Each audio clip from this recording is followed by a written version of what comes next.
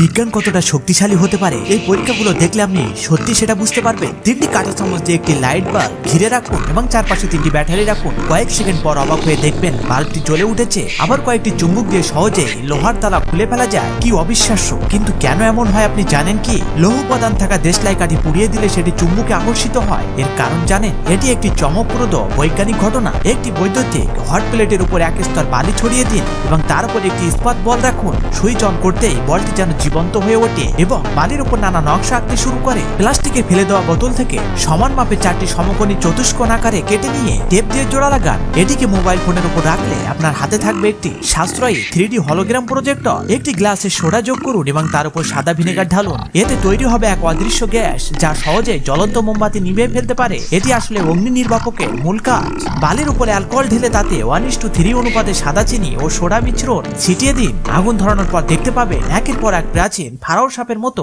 আকৃতি তৈরি হচ্ছে। এটি চমৎকার ও মনোমুগ্ধকর একটি দৃশ্য। এখন কিছু লাইক সাবস্ক্রাইব পাওয়া যাবে।